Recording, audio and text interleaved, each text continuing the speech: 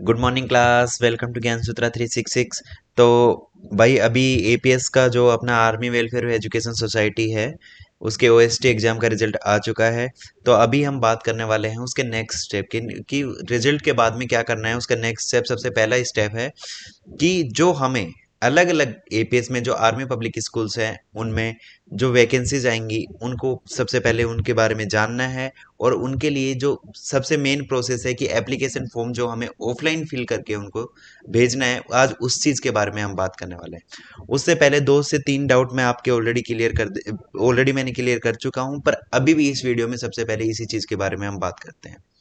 तो सबसे पहले भाई, इसमें जो क्वालिफिकेशन है, जो आपके एग्जाम के अंदर टोटल कितना 50%, जैसे आपको 100 मार्क्स, आपको टोटल 200 में से 100 मार्क्स आपको स्कोर करने होते हैं। और जो कि मिनिमम क्वालिफिकेशन मार्क्स है, जो आपको 50% आपके क्वालिफिकेशन मार्क्स हैं कि एग्जाम क्वालिफाई करने के लिए। बट उससे पहले एक चीज़ और मैं बता देता हूँ कि इस एग्जाम को आप, जैसे ये इंटरव्यू प्रोसेस है, इंटरव्यू प्रोसेस में आप अपीयर हो सकते हो अगर आपका ओएसटी क्वालिफाई नहीं हुआ तो भी, क्योंकि ये आपको टाइम देते हैं जो आर्मी पब्लिक स्कूल वाले हैं। अगर आप सेलेक्ट होते हो तो विद इन 2 ईयर आपको 50% के साथ में आपको जो ओएसटी एग्जाम है ये क्लियर करना है। सेकंड चीज, जिनको भी डाउट है कि हमारा रो स्कोर ज्यादा है पर नॉर्मलाइजेशन स्कोर के अंदर हमारा 100 से नीचे मार्क्स आ गए हैं, तो क्या हमारा एग्जाम क्लियर है, क्वालिफाई है, नहीं है? तो भाई इस टाइम पे अगर क्वालिफाइंग की बात करेंगे तो आपका एग्जाम क्वालिफाई नहीं है, क्योंकि नॉर्मलाइजेशन किस चीज के बेसिस पे किया जाता है, आपकी शिफ्ट्स के, आपके एग्जाम के लेवल को इक्वल करने के लिए, कि जिनका डिफिकल्ट आया उनके मार्क्स इंक्रीज कर दिए जाएंगे, जिनका इजी पेपर आया था उनके मार्क्स अबोव कर दिए जाएंगे। तो दोनों को क्या एक सेम लेवल पे लाने के लिए नॉर्मलाइजेशन किया जाता है। तो आज हम सबसे पहले बात कर रहे हैं किस चीज की, कि जो एपीएस के फॉर्म आपको सबसे पहले मिलेंगे कहाँ पे। हर एक एपीएस का फॉर्म अलग से होगा, कि जैसे एपीएस जयपुर का फॉर्म अलग है तो एपीएस जैसलमेर का फॉर्म अलग होगा, एपीएस जो भी बरेली का फॉर्म अलग होगा, एपीएस दिल्ली का फॉर्म अलग होगा। तो जितनी भी एक क्लस्टर में जितनी स्कूल्स होते हैं उनका सेम हो सकता है, बट एक क्लस्टर में 3 से 4 या 5 स्कूल होंगी, तो उस बेसिस पे आपको देखना है, पर हर एक स्कूल का फॉर्म अलग होगा। तो सबसे पहले आज हम बात करने वाले हैं किसकी, जो अडोक बेसिस पे, कॉन्ट्रेक्चुअल बेसिस पे और रेगुलर बेसिस पे जो जॉब्स निकलती हैं उनका जो एप्लीकेशन फॉर्म हमें कहाँ पे मिलेगा। और ठीक है भाई, तो सबसे पहले आपको क्या करना है, जिस भी एपीएस का आपको एडवर्टाइजमेंट देखने को मिले, उस स्कूल की वेबसाइट पे जाना है। जैसे मैं आर्मी पब्लिक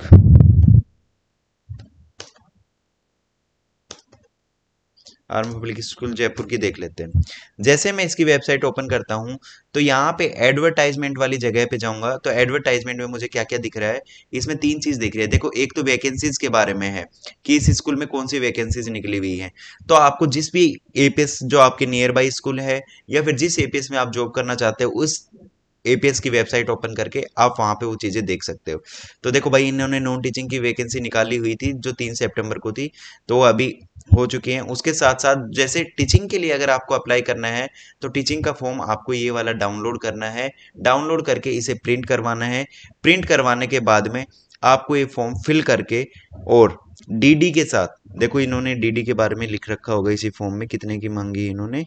देखो, 250 की डिमांड ड्राफ्ट है, 250 का, जो आर्मी पब्लिक स्कूल जयपुर के फेवर में है, तो वो डीडी सबसे पहले आपको बनवानी है स्कूल के नेम से, एप्लीकेशन फॉर द पोस्ट, और उसके साथ साथ जो आर्मी पब्लिक स्कूल है उसका नाम लिख के। ठीक है, इस चीज के बारे में भी सबसे पहले अभी मैं आता हूँ। तो आपने यहाँ से, आपका टीचिंग हो या नॉन टीचिंग का फॉर्म आप यहाँ से, ठीक है भाई। तो ये दोनों फॉर्म आपको क्या करने हैं, जिस भी पोस्ट के लिए आप अप्लाई कर रहे हो, टीचिंग के लिए अप्लाई कर रहे हो या नॉन टीचिंग के लिए, तो आप वहां से क्या कर सकते हो, इन फॉर्म्स को डाउनलोड कर सकते हो। अब आगे बढ़ते हैं कि फॉर्म फिलिंग की तरफ। ठीक है, तो सबसे पहले जो कौन कौन से इसका एलिजिबिलिटी क्राइटेरिया क्या है उस चीज के बारे में मैं ऑलरेडी बता चुका हूँ कि 50% मार्क्स होने चाहिए पर्टिकुलर सब्जेक्ट का। जैसे देखो इस वाले में, यहाँ पे अगर आप देखोगे जो वैकेंसीज है, इसमें देखो आपको एलिजिबिलिटी क्राइटेरिया दे रखा है। इस एलिजिबिलिटी क्राइटेरिया को आप फुलफिल कर रहे हो या नहीं कर रहे हो, तो ये आपको क्या करना है, ये आपको देख के और अपना फॉर्म फिल करना है। तो सबसे पहले फॉर्म फिलिंग के टाइम पे आपको चीजें देखनी है।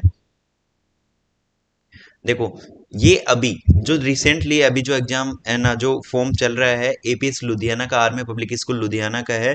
और इसमें क्या करना है आपको, अगर आपको अप्लाई करना है तो भाई 18 अक्टूबर, 18 अक्टूबर आपकी लास्ट डेट है। 18 अक्टूबर लास्ट डेट है भाई इसकी।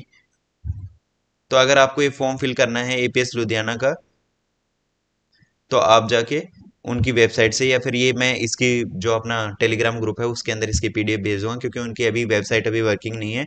तो वेबसाइट वर्किंग नहीं है तो आपको थोड़ी सी प्रॉब्लम हो सकती है उनको फाइंड आउट करने के लिए। देखो, तीन टाइप की होती हैं। एक होता है, देखो कॉन्ट्रेक्चुअल होंगी, वो 11 मंथ के अराउंड, मतलब 1 ईयर की, एडोक वाली 3 साल के लिए होंगी।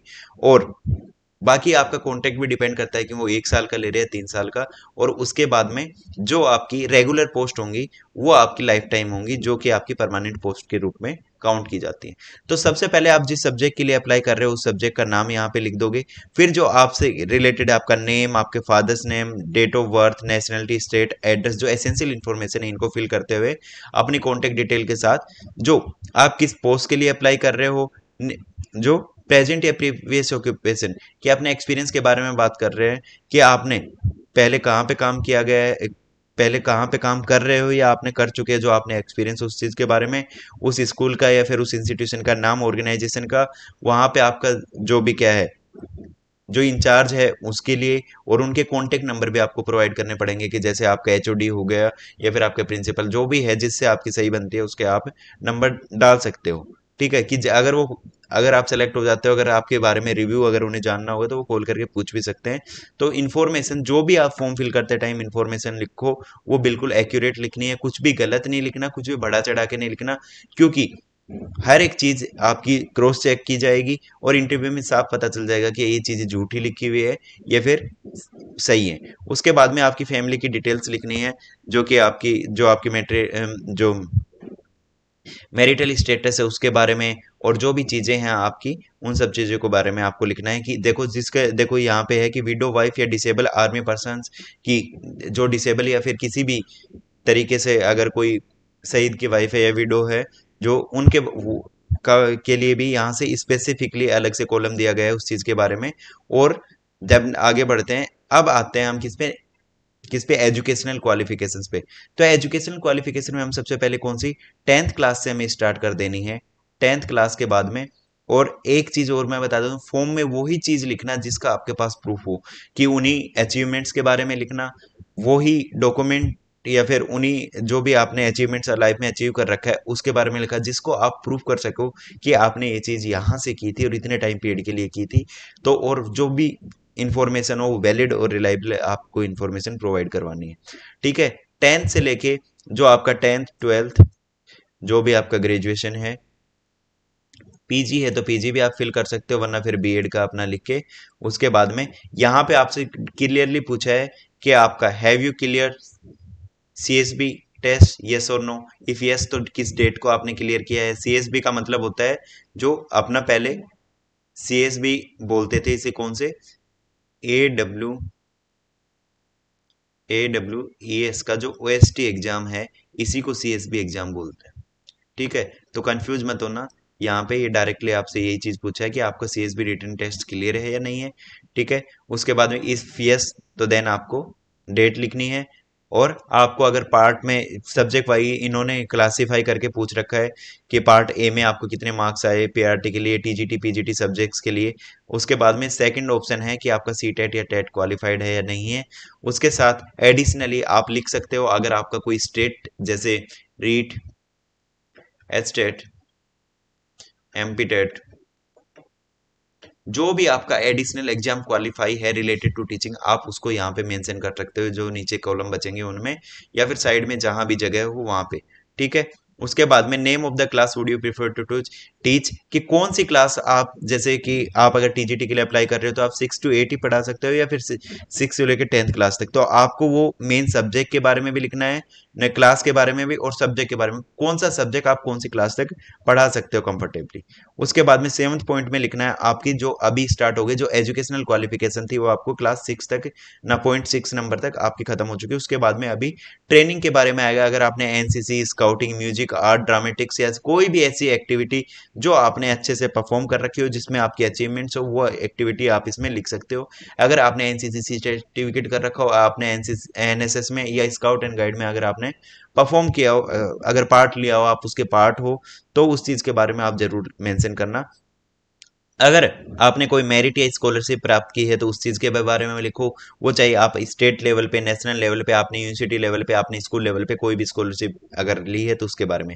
उसके बाद में बात करते हैं आपकी लैंग्वेज पे, कि आपकी लैंग्वेज आप कौन कौन सी, कि जैसे रीजनल लैंग्वेज होती है हिंदी या इंग्लिश, जो भी लैंग्वेज आपको अच्छे से, जिसमें आपको तीनों RWS, जो जिसमें क्या है, रीड, राइट और स्पीक आप कर सकते हो, उस चीज के बारे में आपको लिखना है। Any book article written if you title magazine which are to publish, कि आपने अगर कोई बुक या फिर कोई रिसर्च पेपर, कोई थीसिस, अगर कुछ भी लिखा हुआ है आपके मास्टर्स के टाइम पे या फिर अपने बीएड के टाइम पे, तो आप उस चीज को यहाँ पे मेंशन कर सकते हो, जो कि आपको हेल्पफुल होगी आगे चल के। ठीक है। उसके बारे में अपने एक्सपीरियंस के बारे में लिखना है। अगर आपको मंथ में एक्सपीरियंस है तो मंथ में लिख दो, ईयर्स में है तो ईयर्स में, कि कितने टाइम पीरियड से लेके कितने टाइम पीरियड तक है, कि कौन सा सब्जेक्ट पढ़ा है, कौन सी क्लास को पढ़ा है, और नंबर ऑफ पीपल टेकन, कि आपकी क्लास में कितने बच्चे होते थे, जो इस पीपल टीचर रेशियो, उस चीज के बारे में। एक्सपीरियंस आपको टोटल ईयर में कितना है, उस चीज के बारे में। कौन सी स्कूल कॉलेज में आपने पढ़ा है, उस चीज के बारे में आपको लिख लेना। ठीक है।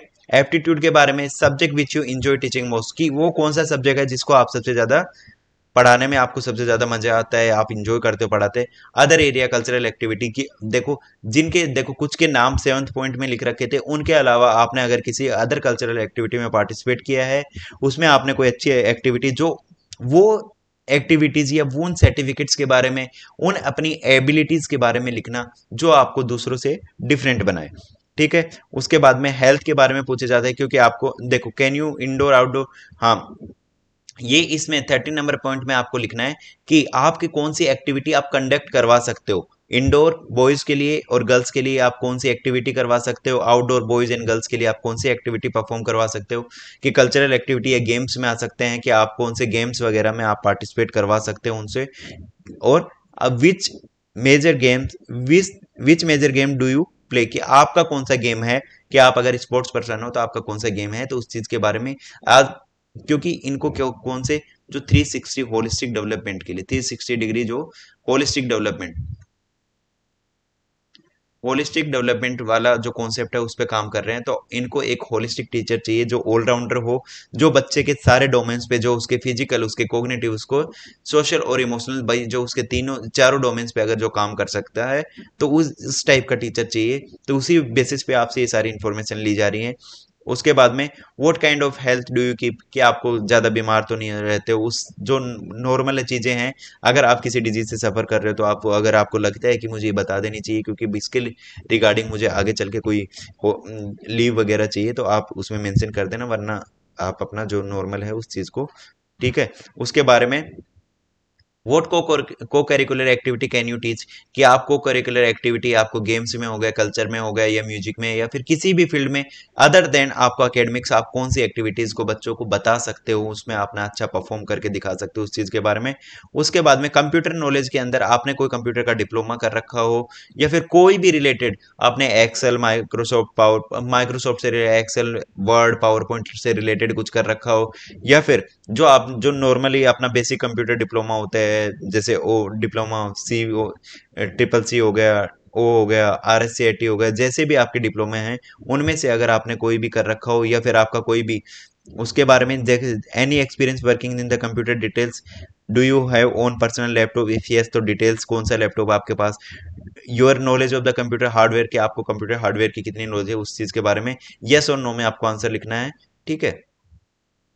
उसके बाद में other activity, in the answer please indicate the personal characteristic, interest and the aspiration you have which you believe will be valuable of the institution, कि ऐसी कोई एक्टिविटी जो कि आपको इंस्टीट्यूशन को जो आप कुछ प्रोवाइड कर सकते हो, कुछ एडिशनल, कुछ ऐसी चीज़ें कि जो आपके इंस्टीट्यूशन को, आपके बच्चों को, उनके इंटरेस्ट को बढ़ा सके, उनके फ्यूचर लाइफ में उनको हेल्प कर सके आगे बढ़ने में। तो अगर ऐसी किसी भी एक्टिविटी में आपने पार्टिसिपेट किया है या फिर आपके पास ऐसा कोई यूनिक टैलेंट है जो कि उनको आगे बढ़ने में हेल्प करे, तो उस चीज़ के बारे में आप बता सकते हो। उसके बाद में अगर आपका कोई भी कनेक्शन है आर्मी से रिलेटेड, किससे? आर्मी। आर्मी से रिलेटेड अगर आपके कोई भी नोन में है तो उनका रेफरेंस आप दे सकते हो। अगर आपका नोट रिलेटिव कि जिसे आपका ओके, इसमें आर्मी से रिलेटेड का भी नहीं है जरूरी है आपका, पर आपको किसी भी ऐसे दो लोगों का नाम और एड्रेस देना है जो कि आपके रिलेटिव नहीं है, पर जो आपके काम से, किससे? आपके वर्क से फेमिलियर हो, कि आप उन्हें पता हो कि आप प्रोफेशनल लाइफ में कैसा काम करते हो, या फिर आपने उनके साथ काम किया हो। आपका स्कूल का जो प्रीवियस स्कूल का प्रिंसिपल हो सकता है, वो आपकी कॉलेज की प्रिंसिपल हो सकती है बीएड के टाइम पे, कि आपने कैसा परफॉर्म किया। कि वो कोई भी ऐसे लोग हो सकते हैं कि जो दो लोग कि जो आप जिनके जिनको आपके बारे में नॉलेज हो कि ये बंदा कैसे काम करता है, कैसे किस सिचुएशन में कैसे काम करता है, वर्कलोड कितना ले सकता है, उन सब चीज़ों के बारे में आपका थोड़ा बहुत जान पहचान हो उसके बारे में, तो उस चीज़ के बारे में I have not selected at the CSB interview held at on. अगर प्रीवियसली अगर आपने किसी स्कूल में इंटरव्यू दिया है तो उस चीज के बारे में भी आप लिख सकते हो। ठीक है। उसके बाद में जो कि इस चीज पे आपको साइन करने होंगे कि एवेस के नॉर्म्स के अकॉर्डिंग आप चलोगे, उनकी सैलरी रूल्स रेगुलेशन जो आपको फॉलो करने पड़ेंगे सर्व करते टाइम, कि आपको एंड टर्म तक जहां तक आपका अगर कोई मेजर जैसे आपकी गवर्नमेंट जो भी लग गई या फिर कुछ और ही हो गया तो वो एक अलग जो अलग से कोई डिफरेंट अगर कोई केस हो उस चीज के बारे में तो अलग चीज है, वरना आपको एंड टर्म तक जहां तक है उस चीज पे जहां तक आपका कॉन्ट्रैक्ट है, जहां अडोप्ट का कॉन्ट्रैक्ट है, तो जहां तक आपका कॉन्ट्रैक्ट है वहां तक आपको सर्व करना है। तो उसके लिए पर्टिकुलर टाइम पीरियड होता है कि एवेस के नॉर्म्स वगैरह हैं कि अगर आप सेलेक्ट होते हैं तो आपको वो चीजें बता दी जाएंगी साइन करवाने से पहले, आपके अपॉइंटमेंट से पहले। तो यहाँ पे आपको जिस डेट को आप फॉर्म फिल कर रहे हो वो, और यहाँ पे सिग्नेचर। उसके बाद में ये डॉक्यूमेंट्स आपको जो आपको अटैच करने हैं, आपकी बर्थ सर्टिफिकेट आपको अटैच करनी है। बर्थ सर्टिफिकेट आपकी 10th क्लास के मार्कशीट हो सकती है या फिर और कोई। उसके बाद में आपको 11 10th और 12th के सर्टिफिकेट, ग्रेजुएशन के सर्टिफिकेट, पोस्ट ग्रेजुएशन अगर आपने की है उसका, बीएड का सर्टिफिकेट, एलिमेंट्री एजुकेशन अगर आप पीआरटी के हो तो टेट, और एक्सपीरियंस सर्टिफिकेट। ये जो जितने भी डॉक्यूमेंट्स है भाई ये मैंडेटरी हैं और इनको आपको अटैच करना है। इसके साथ आपको मैं बता देता हूँ डीडी, डीडी आपको अटैच करनी है, सबसे ऊपर डीडी ही रखनी है, वरना आपका अगर आप डीडी अटैच नहीं करोगे तो आपका फॉर्म वैसे ही रिजेक्ट है। दूसरी चीज, आपको अपना एप्लीकेशन फॉर्म हो गया, एप्लीकेशन फॉर्म फुल, और जितने भी ये डॉक्यूमेंट्स हैं ये अटेस्टेड होने चाहिए, कि साइन किए हुए होने चाहिए, आपके साइन। जितने भी डॉक्यूमेंट्स की आप फोटोकॉपी लगाओगे इनको आपको साइन करना है। इनको देखो, आपको ये फॉर्म ऑफलाइन सबसे पहले डाउनलोड करना है, प्रिंट निकालना है, फिर ये फॉर्म डिटेल भरनी है, और इसी सीक्वेंस में सबसे पहले आपको कौन सा, सबसे ऊपर डीडी एप्लीकेशन फॉर्म, उसके बाद में आपका जो बर्थ सर्टिफिकेट है वो, या फिर 12, उसके बाद में आपको अगर AWES का OSC सर्टिफिकेट है तो आप वो लगा सकते हो। वो लगाने के बाद में आप अपना 10th 12th graduation, post graduation, इसी सीक्वेंस में आप अपने डॉक्यूमेंट्स अरेंज करके उनको आप सेंड कर सकते हो। उसके बाद में इसके साथ वो डॉक्यूमेंट्स भी आप अटैच करना है कि जिसमें आपने जो दूसरों से, जैसे आप एनसीसी का सर्टिफिकेट हो गया, स्काउटिंग का सर्टिफिकेट हो गया, या फिर आपने नेशनल लेवल किसी डिबेट में या फिर किसी कल्चरल एक्टिविटी में या स्पोर्ट्स में आपने कोई अच्छे मेडल, या फिर अगर किसी स्कॉलरशिप का अगर आपके पास कोई सर्टिफिकेट है तो वो सर्टिफिकेट्स आप सबसे लास्ट में ऐड कर देंगे। जो आपकी अचीवमेंट्स है, अचीवमेंट्स को लास्ट में ऐड कर देना आप। उसके साथ साथ इनको जरूर टिक करना, जो जितने भी ये हैं इन सब में कि आपने इतना फिल किया है नहीं। ठीक है। उसके बाद में ये इंस्ट्रक्शंस आपको दी रहेंगी, आपको एप्लीकेशन फॉर्म के अंदर ही मिल जाएंगी कि प्रिंटेड एप्लीकेशन डाउनलोड करना है, एक एक सेट फोटोकॉपी इनको आपके साथ जो अटैच करके फॉर्म के साथ आपको सेंड करनी है, और एक फोटोकॉपी का सेट आपको इंटरव्यू के टाइम पे भी लेके जाना है। If you are selected then आपके वहीं पे एक सेट ऑफ फोटोकॉपी वहीं सबमिट हो जाएंगी। उसके बाद में paste one recent passport size photograph on the form, attach the additional photograph of for call letter, जो कि आपको कॉल लेटर मिलेगा वो आपको अभी, पहले तो आपके पास वैसे आता था, अभी मेल के थ्रू आपको मिल जाएगा। आपको मेल और कॉल, तो फोन नंबर भी आपको बिल्कुल सही देना है और मेल आईडी भी, ठीक है। उसके बाद में send by the post by the, ये तो भाई डेट होगी, जिस भी डेट को आपको सेंड करना होगा उस डेट तक की ये चीजें हैं। One form is a application for the one post, कि एक पोस्ट के, अगर आप एक से ज्यादा पोस्ट के लिए अगर आप फॉर्म फिल कर रहे हो तो आपको एक से ज्यादा क्या फॉर्म, एक से ज्यादा आपको भरने पड़ेंगे फॉर्म, ठीक है। क्योंकि अगर आपको पता चल जाएगा कि आप एक से ज्यादा सब्जेक्ट में एलिजिबल हो, आप टीचिंग नॉन टीचिंग दोनों का फिल करना चाहते हो, तो दो फॉर्म आपको फिल करके भेजने पड़ेंगे। पर ये चीज ध्यान रखना कि आपके इंटरव्यू सेम डेट ना हो, तो थोड़ा सा वो डेट्स आपको बाद में डिसाइड करनी पड़ेंगी। आपको एक डीडी बनवानी है। डीडी क्या करना है, आपको बैंक में जाना है, अपनी चेकबुक या फिर जिस बैंक में आपका अकाउंट है उनको बोल देना कि इस स्कूल के फेवर में मुझे एक डीडी चाहिए 250 की। वो डीडी आपको बना देगा। सबसे पहले आपको उस स्कूल के नाम, जैसे favour of army public school Ambala, cantt payable at Ambala, ये इतनी चीजें एक लाइन लिख के देनी है, जो कि आपकी डीडी में आ जाएगी, ठीक है। उसके बारे में नेक्स्ट हम बात करते हैं इंटरव्यू के। देखो रोज हम, जैसे हमारी हर एक वीडियो आएगी, जैसे आज पार्ट 1 एप्लीकेशन फॉर्म पे आया है, नेक्स्ट आपका स्किल टेस्ट के ऊपर आएगा। तो स्किल टेस्ट से पहले हम हर एक क्वेश्चन के बारे में हम बात करते हुए चलेंगे। तो देखो सबसे पहला क्वेश्चन आपको इंटरव्यू रूम में बैठते के साथ सबसे पहले जो क्वेश्चन आएगा वो, tell me about yourself. तो ये आपका होमवर्क है, आपको एक पेज में अपने बारे में लिखना है। और लिखना कैसे है वो भी मैं बता देता हूँ आपको, कि सबसे पहले अपने बारे में बताना है, अपना नाम बता के, अपनी फैमिली के बारे में, फिर अपने एजुकेशनल क्वालिफिकेशंस के बारे में, कि अपने बैकग्राउंड जो हो गया उसके बारे में, आपके एजुकेशनल क्वालिफिकेशन के बारे में। आपको को करिकुलर एक्टिविटीज भी मेंशन करनी है, apart from your academics activities. को करिकुलर एक्टिविटीज जो है आपको मेंशन करनी है। कुछ एक्स्ट्रा ऑर्डिनरी अगर आपने कुछ कर रखा है तो उस चीज को भी आपको मेंशन करना है, ज्यादा इस चीज को स्ट्रेच नहीं करना।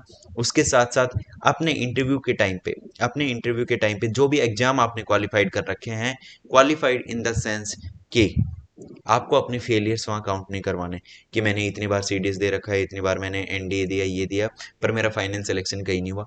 वो तुम्हारे फेलियर्स हैं, वो तुम्हारे अचीवमेंट्स नहीं है। मैं एग्जाम क्वालिफाइड उन चीजों की बात कर रहा हूँ कि आपने सी टेट क्वालिफाई कर रखा है, आपने एच टेट, आपने रीड क्वालिफाई कर रखा है, आपने सुपर टेट क्वालिफाइड कर रखा है, या फिर अदर देन जो आपके एलिजिबिलिटी टेस्ट होते हैं उन सब चीजों के बारे में आपने नेट क्वालिफाई कर रखा है, कि वो जो चीजें आपको क्या करें, पॉजिटिवली सपोर्ट करें, उन सब चीजों के बारे में आपको मेंशन करना है, ठीक है। अगर आपने नेट जैसे क्वेश्चन लिख दिया कि आपने नेट का एग्जाम क्वालिफाई कर रखा है, तो आपके पास सबसे पहला क्वेश्चन वहीं से आ जाएगा, क्योंकि इसमें वो चीजें आपको वाइजली लिखनी है और वो उन सब चीजों के बारे में लिखना है, उन अचीवमेंट्स के बारे में लिखना है जिन अचीवमेंट्स के बारे में आपको अच्छे से जानकारी हो। क्योंकि नेट, जैसे मैं एक एग्जांपल के तौर पर बताया, आपने नेट के बारे में लिख दिया, अगर आप स्कूल एजुकेशन में जा रहे हो तो आपको डायरेक्टली सबसे फर्स्ट क्वेश्चन आएगा कि आप हायर एजुकेशन के लिए क्यों नहीं जा रहे। तो उस टाइम पे भी आपके पास आंसर होना चाहिए। तो वो आंसर सबसे पहले मैं आपको बता देता हूँ। सबसे पहले अपना नेम लिखना है, बाकी आप समझदार हो, नेम, फैमिली का थोड़ा सा बैकग्राउंड दे देना, अपना जो प्लेस है उसका बैकग्राउंड दे देना, क्योंकि उनको अंदाजा हो जाएगा कि आप रिलोकेट कर पाओगे नहीं कर पाओगे। हर एक चीज को इजीली धीरे धीरे बताना है, कि आपको दौड़ नहीं लगानी कि एकदम से सब चीजें मैंने फास्ट फॉरवर्ड में बता देना, नहीं। आपको इजीली सब चीजें मेंशन करते हुए चलना है। वो आपकी सुनने के लिए बैठे हैं, आपको सपोर्ट के लिए बैठे हैं, आपको सेलेक्ट करने के लिए बैठे हैं, रिजेक्ट करने के लिए नहीं बैठे। तो उस चीज को भी ध्यान में रखना कि आपको ये नहीं है कि फटाफट, जैसे कि वंदे भारत की तरह स्टार्ट मत हो जाना कि स्टार्ट होने के बाद दिखो ही ना कहीं पे। तो उनको भी चीजें समझ में आनी चाहिए। तो ये आपका होमवर्क है। अगर कुछ भी, अगर इस होमवर्क में अगर आपको समझ में नहीं आए तो उसके बारे में, उसके बाद में आपकी जो एजुकेशनल क्वालिफिकेशन, फिर एक्स्ट्रा जो को करिकुलर एक्टिविटी है उनके बारे में, और फिर एडिशनल एनसीसी वगैरह जो भी आपने कर रखी है उन सब चीज़ों के बारे में आपको बताना है। और ये आपका होमवर्क है। इसमें अगर कोई दिक्कत समस्या परेशानी आती है तो तुम्हारा भाई तुम्हारे साथ बैठा है। टेलीग्राम पे आप, जो ये अपना टेलीग्राम चैनल है, यहाँ पे मेंशन करो। हर एक चीज़ की 1-to-1 आपको सपोर्ट मिलेगी।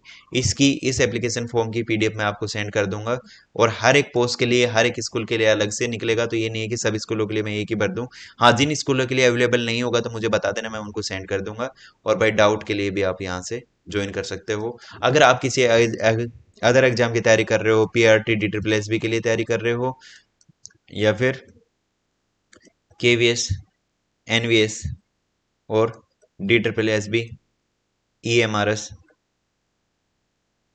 तो आपके लिए भाई ये पेडागोजी स्पेशल फ्री बैच है यूट्यूब के ऊपर, 9 बजे इसमें क्लासेस अपलोड होती हैं।